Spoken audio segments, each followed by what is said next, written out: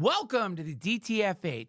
Returning to the podcast is one of my favorite people on planet Earth, William Montgomery. You probably have already heard about his controversial yet beautiful film, The Bush Boys Adventure at Carnival. Now, it's South by Southwest. I was lucky enough to see it. It is amazing, heartwarming, beautiful, erotic, all the things you want in a good documentary.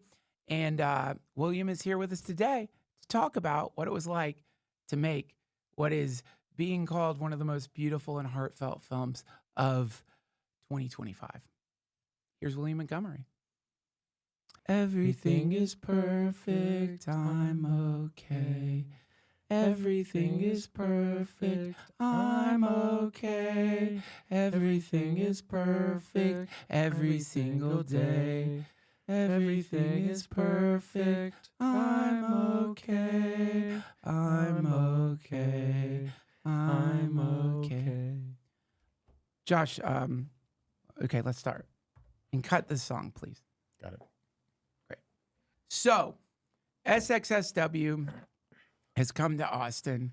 The city is on fire. It is the energy in Austin when South by Southwest comes here is like Palpable. nothing. It's palpable.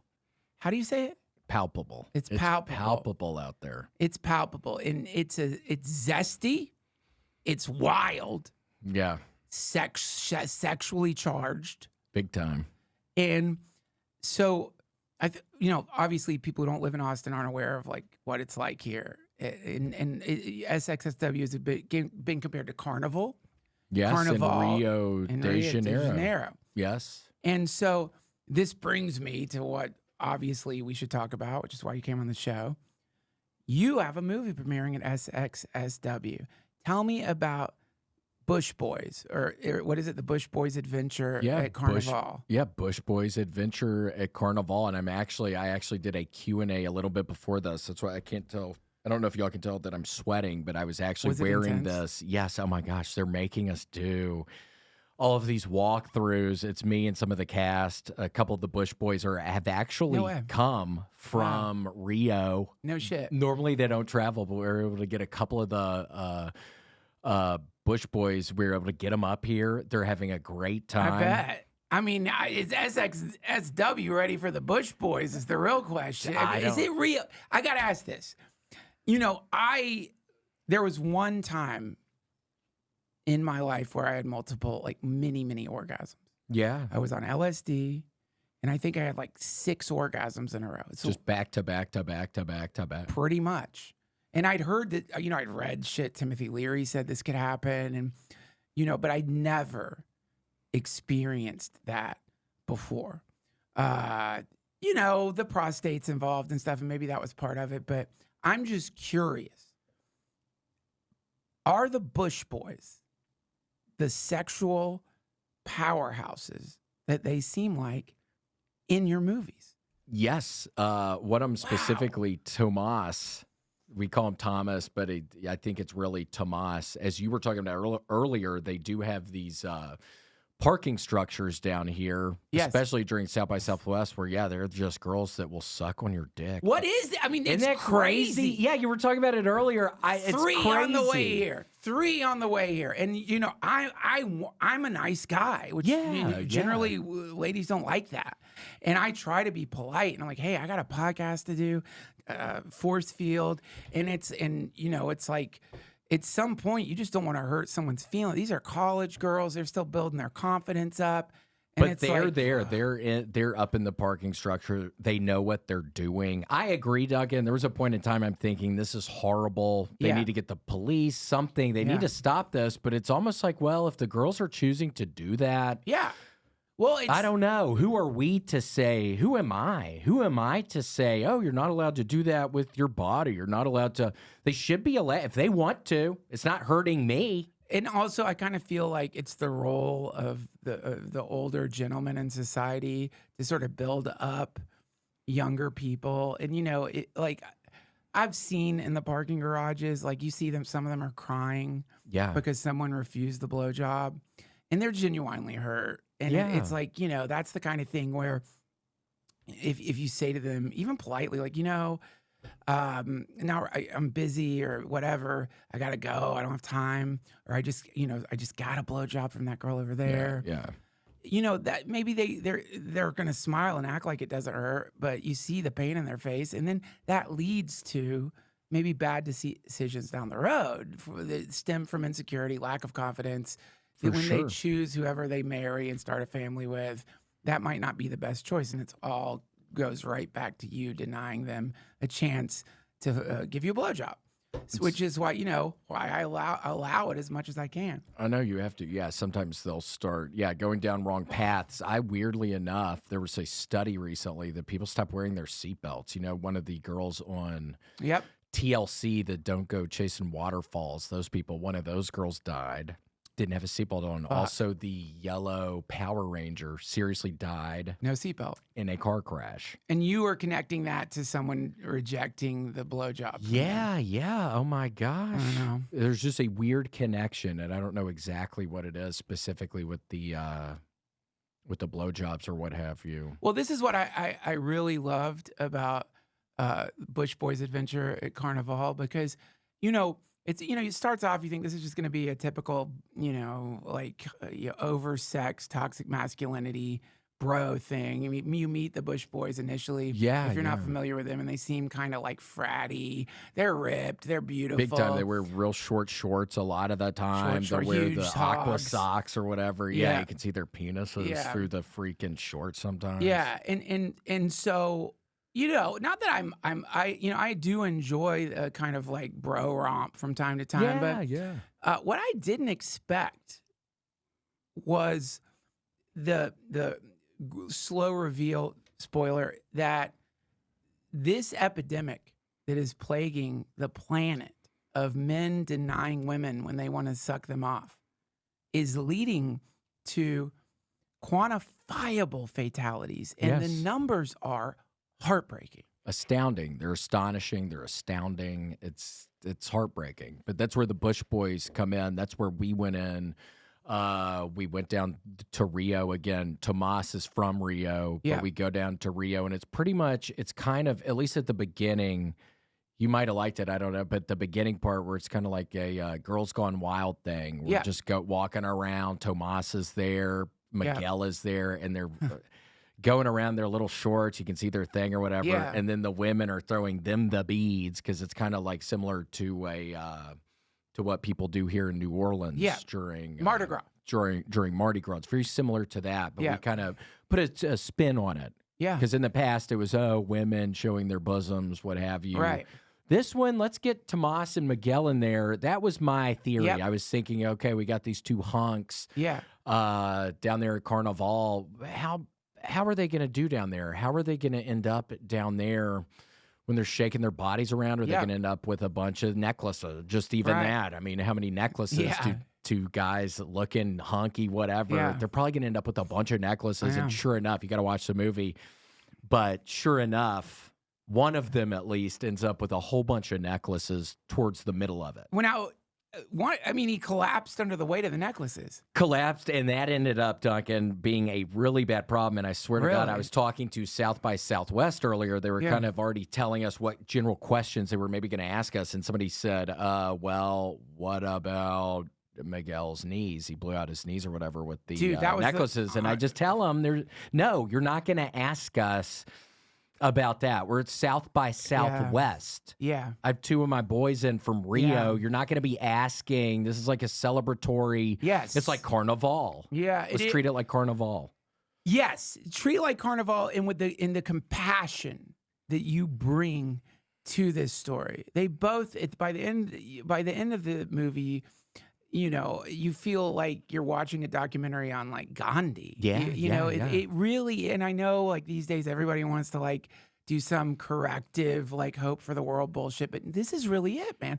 This, for the first time in years, probably since the pandemic, I felt hope, because, these guys, they could get blown by anybody. They're handsome, beautiful hunks.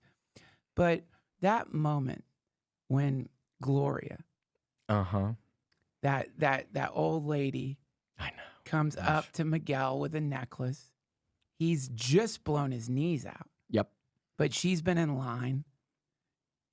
She's old. She's trembling. And you see that look in her. Like, I could just see, oh, she was young once. For sure. You could tell she was pretty. Beautiful. You could tell once. it was a very pretty. You can sometimes, every now and again, you can see an old woman or whatever and think, damn, she used to be really pretty. And that cut to his face where you're thinking, like, there's no fucking way he's going to let this old lady blow him after he just literally blew his knees out. And how many blowjobs had he gotten up until that point? It was 4 or 5 in kind of rapid succession. And normally it's not really like that. Like, he can do okay in circumstances like that, but I was worried. Hey, she looks at him. There's no words spoken. It's obvious what's going on. Yeah. You see she's ready to be rejected, disappointed. And then he just zips down in short shorts and he lets her suck his hog. It was crazy, Duncan, and I'm literally standing right there. I'm seeing all of this happen. It's like you're totally correct. I mean, I think when people watch the film, they're gonna have a kind of new breath on life. That's what we've been saying, new breath on life. Yeah. You're gonna get it when you watch this film. I mean, it's wonderful. Again, Miguel, Tomas. There's a guy named Ricardo, super sweet guy. Yeah. We met him, I think in Peru when we were on the way down there on the trains. Right. But oh my gosh, just the sweetest guy you've ever met. And he's actually up here right now for South by Southwest. It's the craziest time right now, Duncan. I mean, because of that film, this is why, normally when I'm coming through the parking garages to come here, I hate it, but I'm saying I'm rejecting blowjobs a lot. But this time I let every college girl blow me all the way here. It's South by Southwest. I mean, we got to have some fun. Well, yeah, but the fourth blowjob, it hurts. Yeah.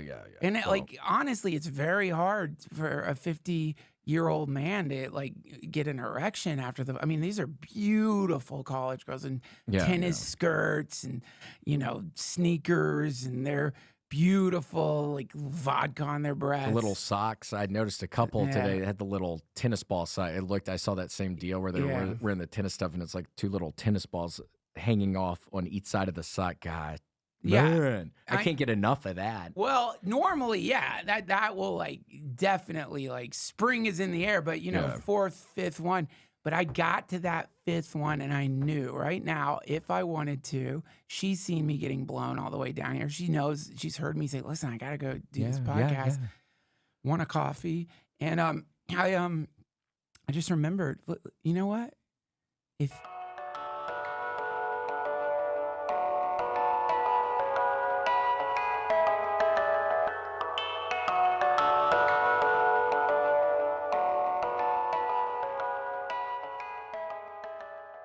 This episode of the DTFH has been supported by AG1, and I want to give a shout out to my AG1 buddy, Pam Pomper.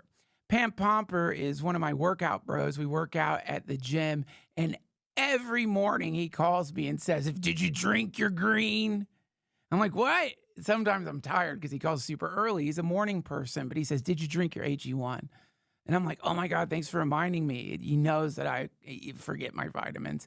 And I really used to forget my vitamins before AG1 because there's so many to take.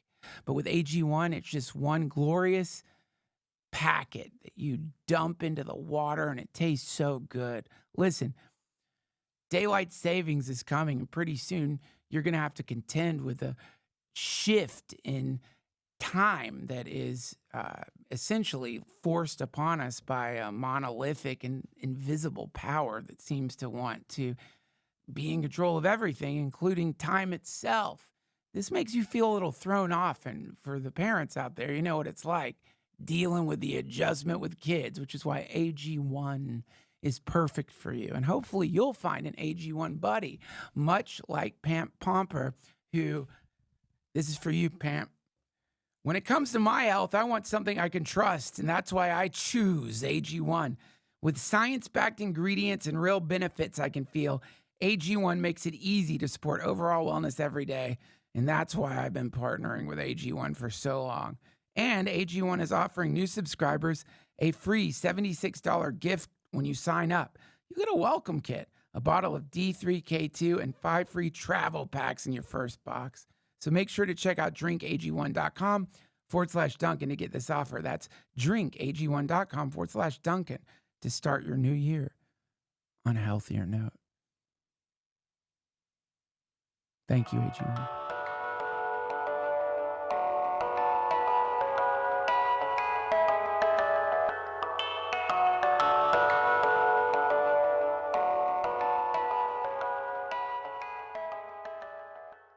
That hunk had the compassion to let that old lady who's probably 95 blow him with that.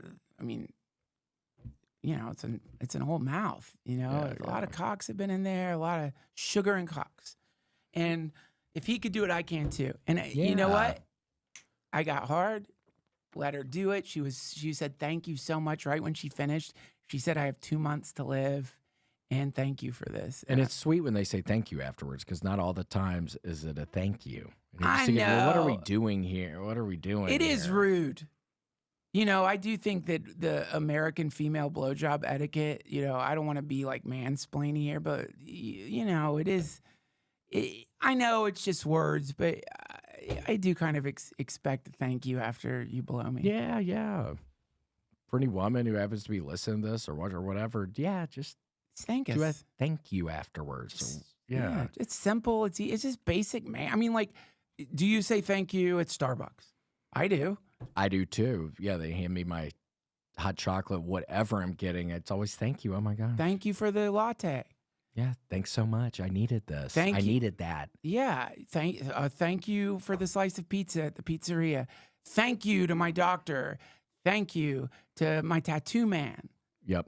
You know what I mean? And yet, for some reason, women, they just don't seem compelled to say, thanks for letting me suck your dick. Well, it's a cultural thing because, again, down in Brazil, I found down in Rio especially, they were cool with that. But again, I mean, I'm hanging out. It's so cool. It's like you're hanging out. It's a different culture. Yeah, my gosh. And they see Miguel or whatever, and then I'm hanging out with them. So I'm guilty by association. They're like, oh my gosh, who's this hunk? Because I'm not a hunk at all. But I swear. You're beautiful. You've got a glow. Well, thanks. Well, I'm not like fucking Miguel. No, oh come on, nobody's like that. I know. That's a grade A hunk. I know, but it's cool even being able to hang out with somebody like that when you're down there. Yeah, you know, I gotta ask this too. So, the whole like Brazilian, the whole spanking thing, like, you know, if you asked me to spank your ass, I would say no. I'm not into that. I want to spank my friend's ass. Yeah, yeah. But that's a real thing with bros out there. Like they lay each other down on their lap and they spank their ass for a long time. It is, yeah. No, watching TV, whatever. What is that? And did he spank your ass? Oh yeah, Duncan. Honestly, it was hard for me to sit down on this chair right now because again, they're up here right now. They brought them, and they're the kind of paddles you might have seen in like a movie that deals with fraternities or something. Dude, it's literally like a fraternity paddle, and they go back. They are so ripped up. They're so muscly. Yeah. They go back. And they hit you, yeah, you got to, sometimes it's on a fence. A lot of times with me, it's just on a fence. I have to lean over a fence. A fence? Yeah, fence. A lot of the times it's a fence. And why not the lap? Because I was laughing too much. They said something, it was kind of a joke. But yeah, they were like, what's going on? Why this kind of isn't funny what we're trying to do right now. Well, it seems, what is it though? Is it an initiation? They are saying fucking words. I looked it up in my translator app. I have no idea what those words are. Like, what is that? It's as what I've been able to gather. It is an initiation into their group. So I was more than willing, more than happy to do it. I mean, yes, there would be some evenings you get done getting. There'd be some nights where you'd get done. Yeah. Getting paddled, and it's like you've been starving all day because they don't give you a lot of food down there or whatever. Right. And then it's like, I swear, Duncan, you're not even hungry. Whoa. Seriously, I would go days without eating sometimes down there. This is, you know, this is like, I love like AI, and because I love AI, I follow a lot of the tech trends. and what's going on in SiliconValley.com. I go there all the time. And, you read all this stuff right now in Silicon Valley. A lot of the tech people have figured out how to sleep with just one side of their brain. So half their body falls asleep, the other half of their body stays awake and can code or whatever work. Wow. It's really cool and weird looking, because it's like crazy to see that. And they have props to hold this side up. They put themselves in a kind of, it's like a body cast where you can slide in here. So they're sitting up. I was curious if they were maybe standing up. Standing up. It's like the whole thing is like a mold that they're getting their bodies molded in silicon. And then that's attached to like a framing structure. They put their hands through, their legs through, there's wheels on the bottom, and they basically pull themselves along with this side of their body while this side sleeps. So kind of like an exoskeleton. It's a half exoskeleton. It's a modular exoskeleton. Theoretically, I guess you could just sleep in it if you wanted to. But yeah, and so when you look at like videos from Apple, videos from any of the big tech companies, it's fascinating to watch because you see the employees are like dragging, one side of them's wide awake, dragging the other side's like asleep, and they just roll through the office, and that way they can work 24 hours a day. Damn. Isn't that fucking cool? But the other thing that they're doing is spanking each other. So it gets the endorphins flow. I mean, honestly, it gets the endorphins. It's faster than eating, and somehow it gives calories, which is crazy to hear that you've experienced that. Yeah, again, I would go days, Duncan, without ever even eating, and I felt stronger than ever. You didn't lose weight? I did not lose weight. What the fuck? I gained weight. I was eating a bunch of the stir-fried, rice, like stir-fried. Fried rice? Yeah, fried rice. Yeah. I was eating a whole bunch of fried rice. See, I never can remember that. I always want to say, what is it, stir-fry rice? No, just fried rice. I always forget that. It's fried rice. Fried rice. Fried rice. And it's not stir-fried rice. Is it, I mean, if it's fried and you stir it. Yeah, if you're doing maybe a stir-fry. Or that would be stirred fried rice. Stirred fried rice. It's different than stir-fry rice. Stir-fry would imply you did it in a stir-fryer. A stir-fryer. Stirred you're maybe in a wok or something. You're stirring it around, and you have all the ingredients. Or a bowl or whatever. I mean, technically, you just take fried rice and you whatever. Could use a plate. I used a plate the other night. It was kind of funny. I was in the apartment, and I used a plate to eat my fried rice. And I'm thinking, oh, my gosh, I hope this doesn't tip over the edge. It's like a dangerous thing I'm doing right now. But that's what happens, Duncan. Don't go chasing waterfalls of rice. I know. Wear your seatbelt. You got to be careful. Wear your seatbelt. But see, that's part of the I'm living a little more dangerously, and I swear I contribute a decent amount to it of my time down in Rio. I swear. The Bush Boys, I mean, those dudes were, again, something else. They really helped my confidence. Yeah. Well, I mean, I guess, like, in Buddhism, they talk about something called dharmic transmission, which is like when you're with your teacher, it's not the words. It's something else is coming through during the, during that moment. But I did get the feeling, I know you weren't on camera for this one. Unfortunately, I think you should be. I would have loved to have seen the fence spanking and stuff. I'm very curious about the spanking rituals of the Bush Boys, and very curious. Well, when it was on the fence, it was good. Sometimes they made us get in something called bows and toes. I can't remember the translation of what it sounded like when they said it, but it was called bows and toes. And they would get these bottle caps. They were drinking a lot of beer at the time, and we'd have to put the bottle caps on your elbows. What the fuck? And then you get down in like a push-up position.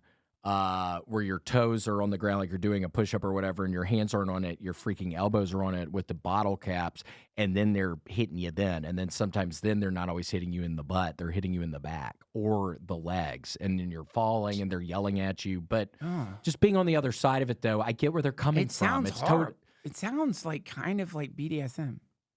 Well, it was something else. I mean, I deeply respect all cultures, and in no way am I insulting the spanking rituals of the Bush Boys, or any of the people of the world who engage in these very sacred rituals. Yeah, it's ritual. And thank you, seriously, Duncan. Thank you for using it, calling it what it is. Sometimes people don't like to call it what it is. Yeah, it's in fact a ritual. And I would like to, if I could apologize. Earlier, I said it sounds like BDSM. I want to acknowledge that was I misspoke. Thank you, because it really is not. In certain ways, again, I've heard of it where it can get kind of sexual or whatever, but in this, what these Bush boys are doing, seriously, it wasn't really sexual in nature. It really wasn't. Well, I mean, BDSM technically isn't always sexual necessarily. I mean, it could be, it could just be like you are in a latex bodysuit and another person is in a latex bodysuit, and they just stand in front of you and nothing happens. So what if you start kissing or something? Is that when it turns into BDSM, or just No, I mean, technically that would be BDSM. Oh, just wearing the suits. And you just stand in front of each other for a long time. But that's it. Could you do that? Yeah, I could do that. I could do that. But the point is not that stuff. The point is that I think your film shed light on the fact that indeed other cultures engage in, ritualistic, mystical activity that doesn't fit into the norms of our society, and how this kind of endogenous, as you said, the endogenous racism of the West is a blindfold upon the eyes of the heart. And I just think that's so beautiful. Well, thank you, Duncan. It's again, we're going to be talking about it a lot at South by Southwest. I think we're on, I think it's at the beginning of this coming week is when we're going to be there. Well, you use it, but what was this panel you just did? Well, the panel was actually, they don't trust, talking about the racism and stuff, they do not trust, they don't trust the Bush boys that I brought with me. What? Seriously. So we're having to go there. SXSW. Yeah, SSXW is being a little weird. Weird is one way to put it. What are they saying about the Bush boys? I mean, they're like, well, seriously, we walk in there yesterday. We've already been into this room. It's in a freaking hotel. It's like the most unprofessional thing ever. It's in this some room in a hotel. Yeah. And they're saying, okay, do these guys know how to speak English? What? And I look at them.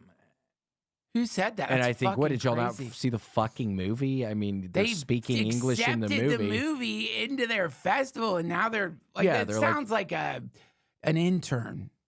I hope, man. I don't really know what's going on because, again, I think Miguel is already talking about he might leave. He's not even in for it anymore. And I'm like, dude, come on. South by Southwest is just kicking off. Yeah. We're going to have a wonderful time. You're going to be the belle of the ball on, I think it's Tuesday, next Tuesday. Oh, yeah, for sure. Is when we're doing it. And I don't know. The people are being horrible. They're being horrible to us. I mean, I guess that's the dark side of your movie is just, it's sort of like, and you forced me to confront that part of myself that does kind of think, that to me when so it's the scene, I don't remember the neighborhood in Rio, but it's that scene where Miguel is on one of those e-scooters going down the street, and there's that, I don't know, he's like 22-year-old dude in camo or whatever, and he just is crazy. Leaps off the e-scooter,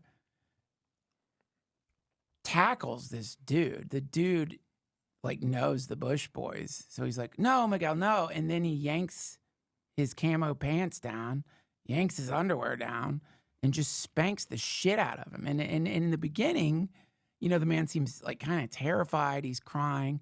But by the end, they hug. Yeah, having a good time. He did the laughing thing. Again, I could never be spanked when I was on somebody's knees because I would start giggling too much and they thought it wasn't professional or what have you. Right.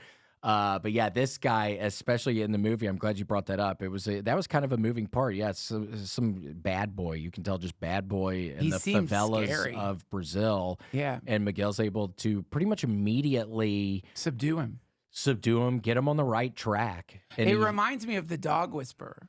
Yeah. Oh my gosh. Cesar Millan comes in. You have that snarling dog, and then by the end, the dog's just in his lap. I mean, in this case, it's humans, and the human is in Miguel's lap. And you have to be careful, though, with the dogs, because I had a good friend growing up whose father almost got killed by their Akita. No fucking way. Yeah, started eating them. And then they had to get a gun out in the neighborhood in Memphis and shoot the dog. What do you mean started eating him? Like how much? Started trying to eat his ass. Got like some chunks of his leg. Like literally eating it like the dog's hungry. How old was the man? Probably 40. So what's his excuse? Like, I mean, it does kind of seem like you should be able to... I don't know too much about... Can you look up the average weight of the Akita? Yeah, I think an Akita is a pretty big one. Oh, they are? Yeah, I think it's a pretty big one. I think I was thinking of a different dog. Yeah, Akita's deadly. So if you are some sort of dog whisperer... Jesus, they're huge! Oh, no, I was thinking of like a Chihuahua. Oh, fuck, I've seen those around. They're scary. From Japan. With that little like happy fucking tongue. But they will eat your ass. Yeah, they will eat your ass. Now, I know about these dogs, and what's interesting about these dogs as opposed to wolves, pit bulls, typical fighting dogs, the Akita only goes for, like, the ass. Yes. That is so weird because, what purpose does that serve? I get the throat. You rip out the jugular vein. Killing the thing, done. But the ass seems just mean. Yeah, it seems mean because that's going to take a while to kill whatever you're eating the ass of. If you're starting from the ass, it's going to take a while. Start from the ass. Yep. Holy shit, man. So I'm sorry to cut you off. So continue with the story. So the Akita gnawing his ass, and then what happened? My person that I grew up with, we were in the same kindergarten class. He comes out there with a gun. The father's screaming. They were big hunters, so they had guns around or whatever. Yeah. Dad screaming, getting literally his butt eaten by this Akita just out on the driveway, just literally kind of bleeding out on the concrete. Fuck. And my buddy, I think we were maybe in transition at the time, which is in between kindergarten and first grade. He gets a shot on the dog and he takes it. And the dog didn't immediately die. Did he keep biting while he was shot? Kept biting for a little. My friend had to shoot him another time, and then the dog doesn't die. It's still eating on his dad. Has to shoot him again. It's like a zombie movie. Third one takes it down. Three shots. 3 shots. 3 shots in just the midsection of this Akita finally brought this beast down. Was the Akita okay? Yeah, I think they had to end up giving it to another family. I think they did. It was one of those situations. I think sometimes if dogs get shot or whatever, they take them to the hospital. And I think this one actually was able to live. And then I think it actually found a nice family. Mm. But I don't want to think about that because my friend really went through a lot doing that. There was blood everywhere. The dad was almost dead. It's like I thought they should have maybe just cut the dog's head off.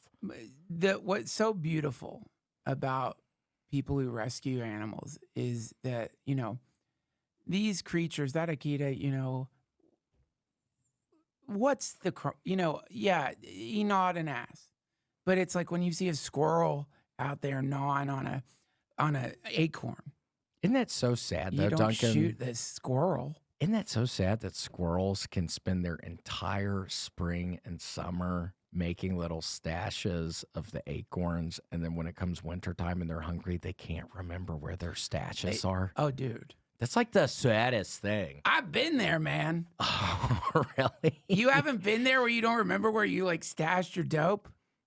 Yeah, I guess I've lost. Yeah, yes, I guess I lose stuff all the time. It's such a shitty feeling because somewhere right around the corner is like a portal to another dimension and you have no idea where it was or is, and then you gotta kind of think dude, it's probably a bad sign. Yeah, and then you walk into your bedroom and you're like, why did I walk in here again? Yeah, what am I doing? What was I trying to do in here? What am I doing?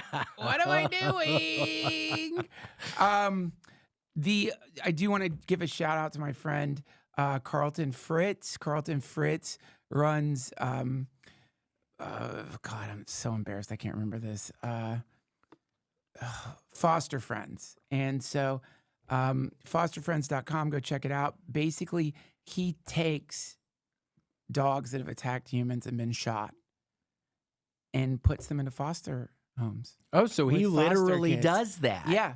What? It's beautiful. Yeah. So he will go to like these dog hospitals, find dogs who have not just like gnawed asses, but ripped throats, killed. And Yeah. again, it's like, dude, it's when you see the cow graze. Are you like, kill the cow? Whoa. Yeah, it's just a dog. It's a dog. It's doing what dogs do. Yeah. And so he takes these dogs, picks them up after the surgery to remove the bullets or sadly sometimes knife wounds, sometimes fingernails in the eyes, whatever the fuck. Takes them directly to foster care homes and nursing facilities and just opens the door and lets the dog in. That's probably sweet, and that's such a wonderful idea for the older folks' homes, because I think an old person probably loves dealing with the dog and probably able to really love on that dog and give it the kind of love that dog needs. And what was 100%. The guy's name again? His first name was? Foster Pritz. See, and Duncan, that's so fun whenever somebody's... Pritz. No, I'm sorry. It's Sam Pritz. Oh, okay, because I was saying, oh my gosh, it's Those always are his nicknames. His real name's Sam Pritsker. Okay, because I was thinking, oh my gosh, his name is Foster, and he's ended up fostering stuff. That's always so fun. What's his nickname? We call him Foster, but his real name is, he's from the Pritsker family. We call him Sam Pritsker. Okay, I mean, that's his name. I mean, we do call him that because that's someone, I guess, called him that when he was a baby, and it stuck. Which is kind of funny. Legally stuck. But yeah, it's beautiful, man. He is so busy because these dogs are constantly, a certain breeds, Akita, pit bull, various dogs like that are constantly being constantly mauling people. Again, it's not really the dog's fault though; it's the people's fault. Who's mauling who? Fair enough. And so so he is so busy. And what I love about him is I'm like, don't you get to go in there and like enjoy watching this dog find its new home, its forever home, or watch the elderly or the children get a chance to like be, give this thing the love it needs and have that love reciprocated. He's like, nope. He just opens the door and puts them right in. Sounds like somebody gets in his car. Santa Claus. Santa likes to leave his presents and go back up the chimney. He is like some kind of like a Santa Claus. Santa Claus for dogs, for wounded dogs, and it's so beautiful. I love that. Man, I love that we're talking about this sweet stuff, man. I think it's from watching your film, man. It's like, or maybe it's spring, or maybe it's a combination of things. I know. It's so nice outside today. It's wonderful outside today. And yeah, South by Southwest is going on. And the Bush Boys and I will actually be at the Chili's on 45th tonight. So we're actually doing some appearances at different places. Yeah, the radio station, one of the local stations here, has been announcing it, blasting it all day on the station. We're going to be at the Chili's tonight. Heck yeah. And, they've never been to Chili's before, so I'm going to show them one of those some good cheese dip. Holy shit, dude. They are going to freak the fuck out. Some margaritas. Welcome to America, baby. I know. So it's going to be a great time, but we do have to go back and talk to the people again to make sure everything's good for Tuesday. Because, again, they don't trust the Bush Boys. It's so funny. It's like they know better. Well, it's like the ultimate form of racism. It's like they know better. I need to bring this up. Let me bring this up. We can cut it. I know I don't do ambush style interviews. But just because I don't want to deal with the comments. Yeah. And I think it is good to maybe see things from other people's point of view, even though I do agree with you that what you're saying does smack of racism. But so the Bush Boys, there's more to the story, of course, than there's more than we have talked about. Okay, and so the Bush Boys.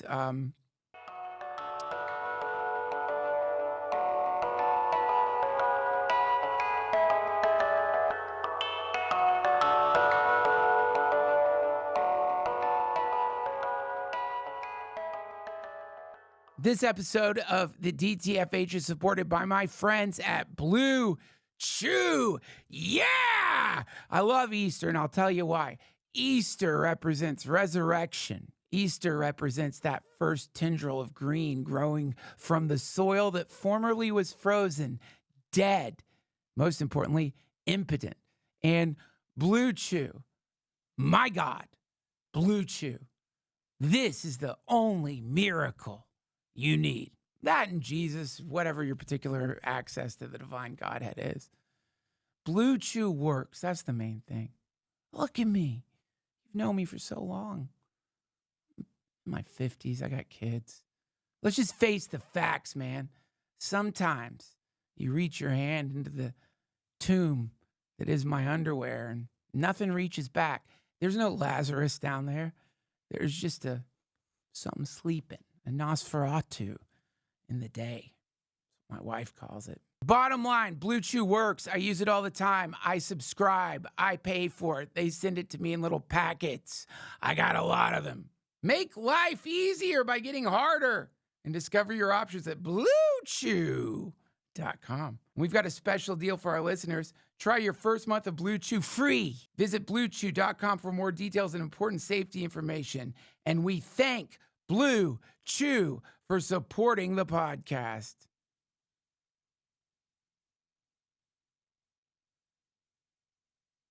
Thank you, BlueChew.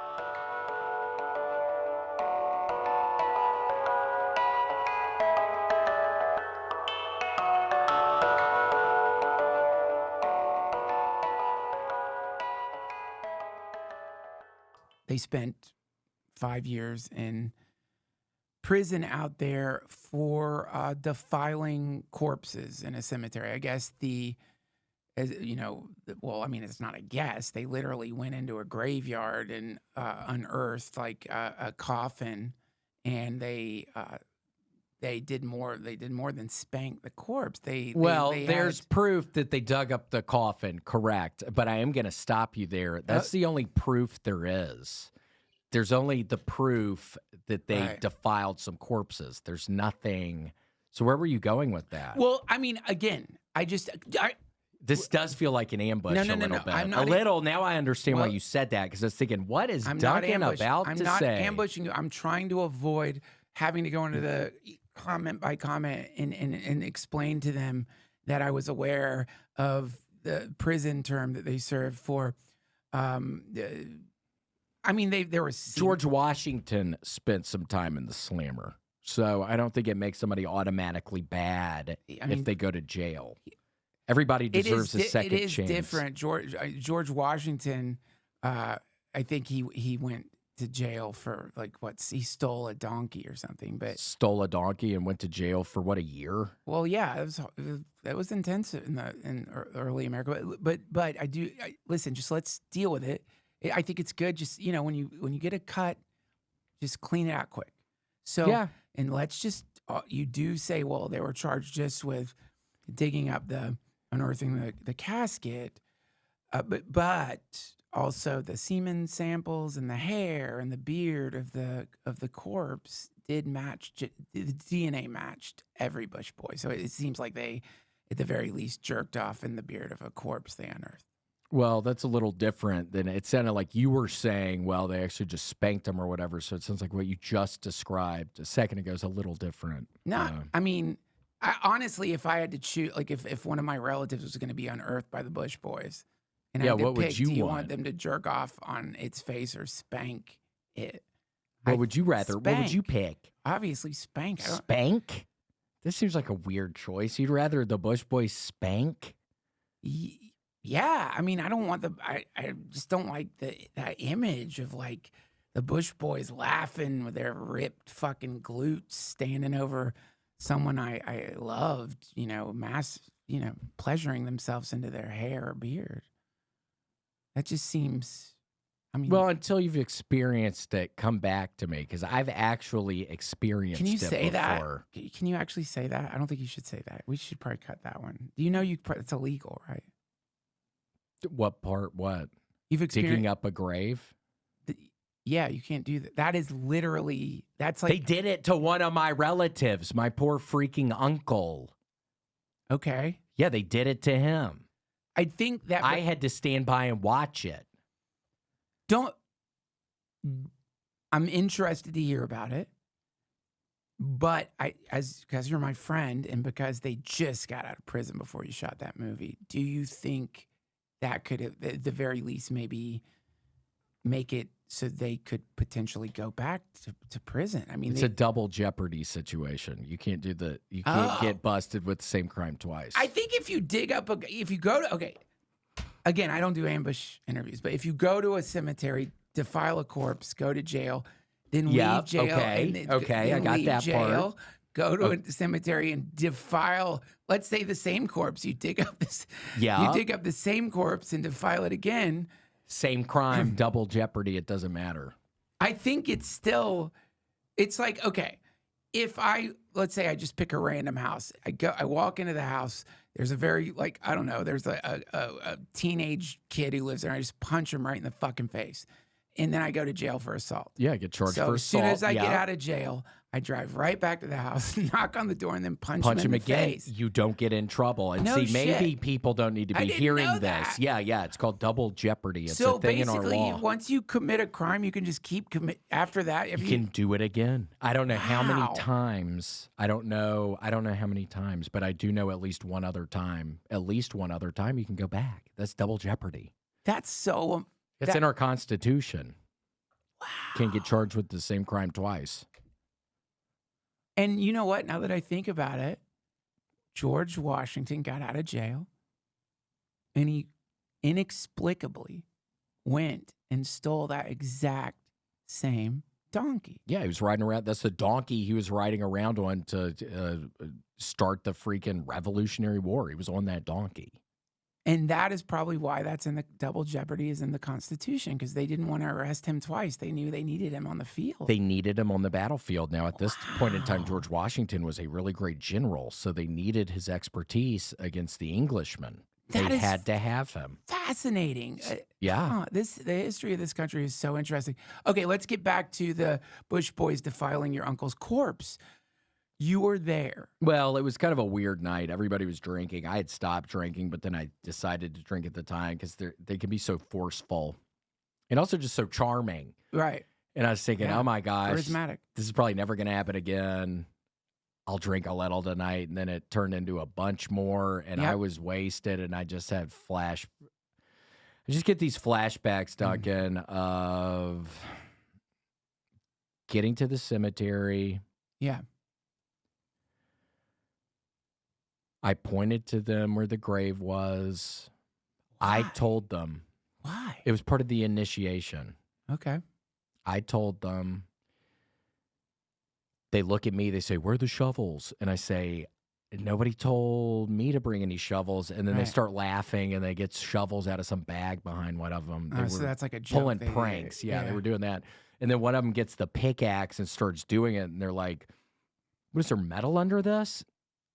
And they all look at each other, and they look at me, and I'm like, "What are you talking about? I thought it was just dirt or whatever." And then they start laughing again, and they're able to easily get the dirt out, and then they, you need to take a break? Well, they get him out of the casket and start paddling, and one of them starts hitting him just so hard. Yeah, I mean, and then says, "Wait, what did he just say?" And then they all look at me, and then they all start laughing because we all know he's dead, but they're trying to act like, they're hitting him so hard, like he's alive, and he's saying, "Ow, this hurts." So that I thought was a little weird. This is like something they were ramping up the jokes on me again as part of the initiation. It's like you got to be tough, and I was able to get through it. Did you have I mean, it's kind of a cruel joke because I think if that happened to me, I would have this moment of like, "Oh my God, he's still alive." Yeah, well, for a second I did, and that's why they start laughing. I'm kind of on the grass, on the dirt. It's kind of wet outside. I'm kind of slipping around, kind of drunk, and they say, "What, did you just make a noise?" And they see me kind of pop up, and then that's when they start laughing because they saw that I thought. What was his name? Lee. Uncle Lee. I could see myself out there be like, "Uncle Lee, Uncle." Yeah, and then, but I don't know. I mean, it's just a part of it. I mean, once you experience it for so many months on end, Sounds it's like abuse. I don't mean to sound they were so racist, nice. Once I was on the other, once they said I was part of their group, I was really part of their group. I mean, it's again, I hadn't seen Miguel in a little bit of time, and it's like I've seen him. It's like no time has passed. I mean, that's what happens when you get in a group like this. I mean, you could see, I mean, just based on everything you just said, and again, if you need us to cut that, you probably should talk to their lawyer or something, but double jeopardy. Uh, it, I kind of get it if I'm South by Southwest and some sort of convicted, unrepentant, like grave robber or spankers are coming to the festival. I would feel a little trepidatious about what, might happen. Well, you're forgetting though. I mean, just all the scenes in it with the necklaces at Carnival. I mean, it really, people's lives are changing for the better. Right. That's why I like when I watch people who see the film, I love watching just their faces. I don't even watch the film. I just sit in such a way where I can look at the crowd, and I just love watching everybody's faces, and there's little smiles sometimes little tears. There's a couple sad parts. But it's really, people are really liking it. And I think that's why I hear what you're saying. I mean, it is kind of all crazy sounding a little bit, but people are loving it right now. Well, and, and I do think like another thread of wisdom in your incredible film is soundtrack by Brian Eno, by the way. But another thread of wisdom in your incredible film is that, these days, nobody's perfect. Nope. And the idea that like people are sort of singularly good or singularly bad is what's gotten us in the trouble that we're in right now. For sure. There's a lot of gray area. There can be a lot of gray area in anything. Yeah. And, I think that's a hard message right now for people because, we want to, Lord of the Rings, like think of like Sauron. No one talks about, how sweet he probably was. I'm sure Sauron wasn't always doing the eye above the tower and sending out the "I want it now." Yeah, I'm sure he was like, there was days. He wasn't always saying that. That would seem like a weird part of that movie. Yeah. I want it now. Yeah. It's like, dude, what? You're like powerful or something. Wait, I think you're thinking of Gollum. Oh. Well, Gollum, another example. Like, Gollum, Gollum, I'm sure, like, from time to time would see, like, a kid and be like, do you want a fish? Or, I'm sure Gollum. Are you hungry? Yeah. It's probably sweet some of the time, but again, movies can portray people in weird lights. It's That's like right. It just makes them look like some freaking weird amphibian thing living in the freaking in the water of the caves. It's like, yeah, I mean, well, what about Gollum? He might have things he wants to do in his life. He wants to accomplish. He might have fears. He might have hopes. It's like, let's get to that story. He probably wants to go to college. Just wants a shot at an education. Yeah, wants to go to college, freaking make some friends, go to the cafeteria, see what the cafeteria's having tonight for dinner. He probably loved that versus looking for fish. I need my fish. Yeah. He probably wants to do stuff other than that. And that's why I got with ride a bike. He probably just wants one day on a fucking bike with his mom again. I'm sure there's so many. Just little things. But this doesn't get, they don't show that in Lord of the Rings. The hobbits are good. Gollum's a slimy little shit that you feel sorry for. And then he gets fried in a volcano. Yeah, it's horrible. And that is leading to problems in our world because it's like the answer, if you're with some slimy fucking shit thing that is monolithically bad, yeah, sure, toss it in a fucking caldera, boil it alive, whatever. Yeah. But it's like, I would love to see the scenes that didn't make it into Lord of the Rings. I'd love to see the scenes in that documentary where they showed Gollum at the grocery store. Gollum, messing up his lines and everybody starts laughing. Like, why didn't they do any of that? It was a documentary. I'm pretty sure it's a documentary.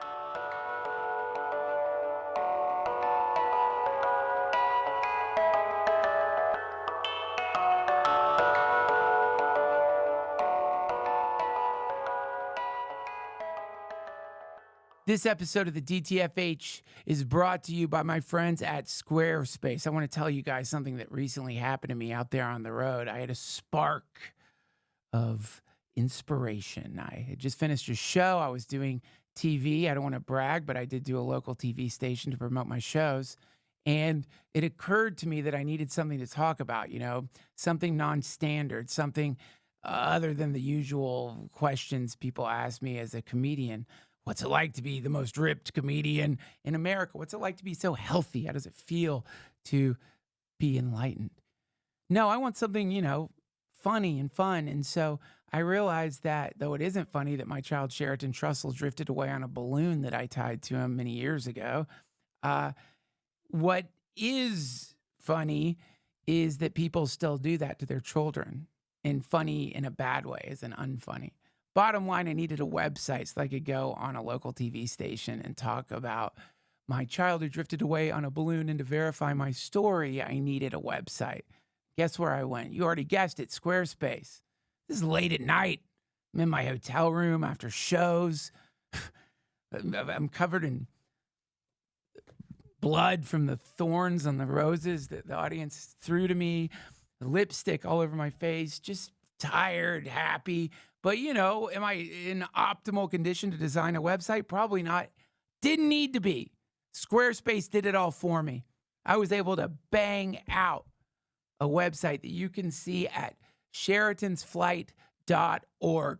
From brilliant inception to final instantiation of this incredible website, which is saving lives every single day. I could do that in my hotel room on my laptop using Squarespace. I didn't need to know HTML. I used their incredible AI to help me get this done so I could get the sleep I needed before having to wake up super early to do a local TV station.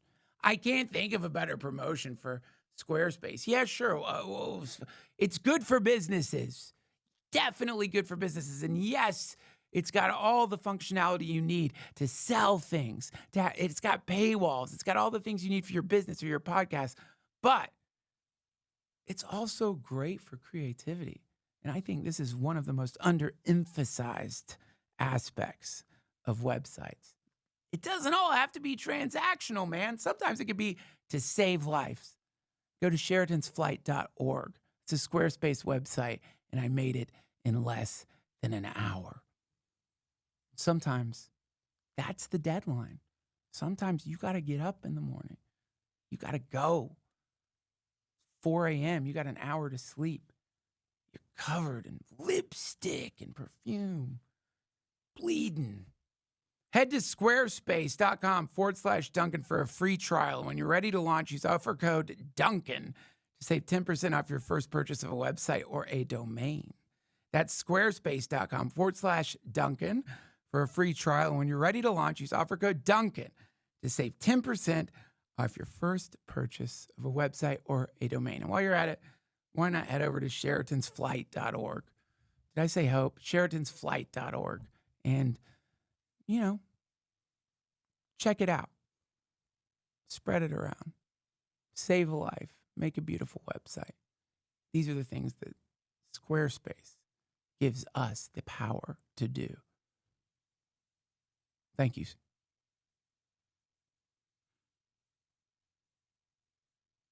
Squarespace.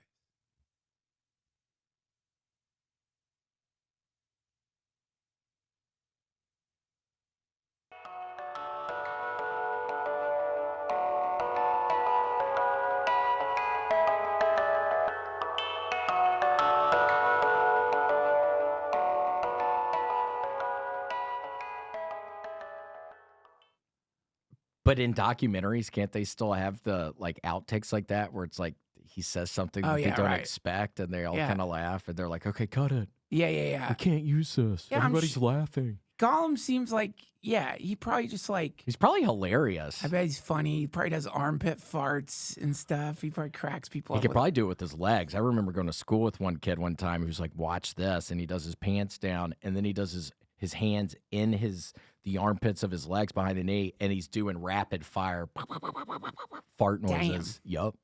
I'll never forget that. There's this kid at my school who... For the longest time, we thought he was doing rapid fire, just armpit farts, and everyone tried to duplicate it. We could never do it. I mean, it was crazy.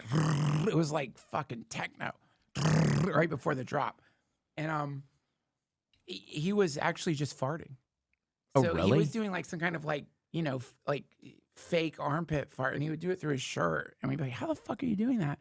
But he was like farting. He could like Damn. He had an undulating intestinal lining is what it was called. But basically it was like segmented. And he could open individual segments and let each bubble of gas, like he called it loading the chamber. Damn, so he could load a bunch in there at the same time. Technically it was one fart. But did it smell? Horrible. And we just thought he didn't use deodorant or whatever, but it was just smelled, I mean, like shit. It smelled horrible.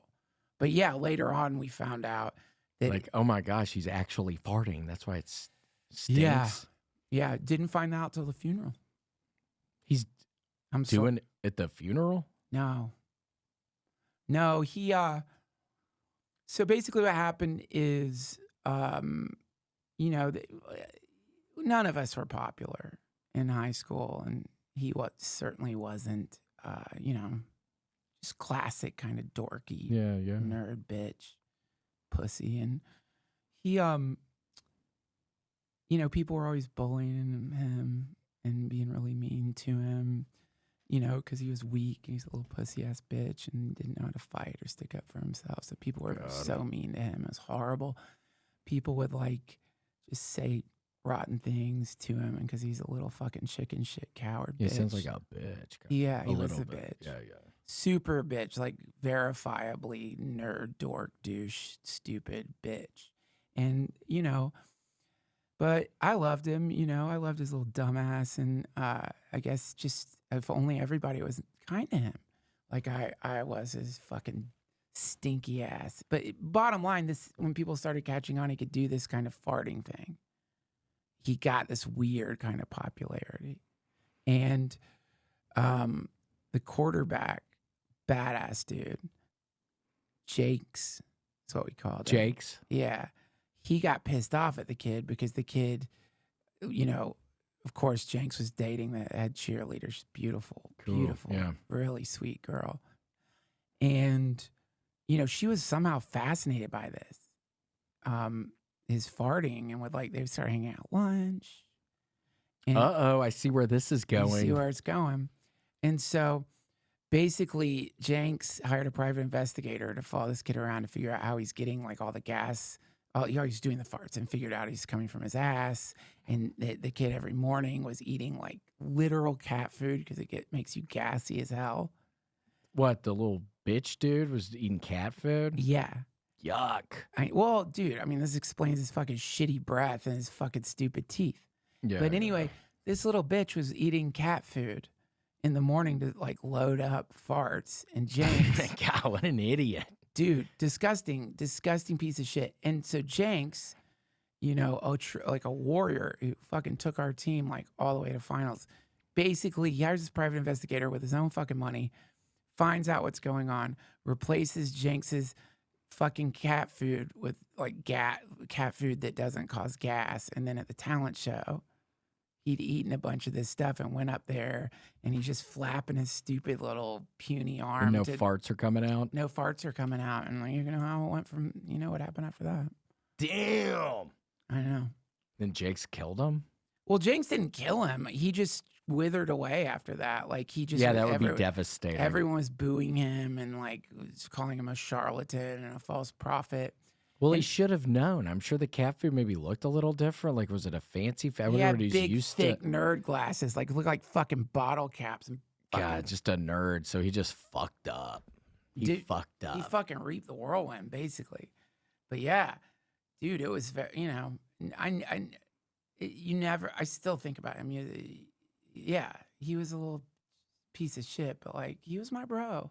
Do you think you would have liked the movie about the Butch Boys?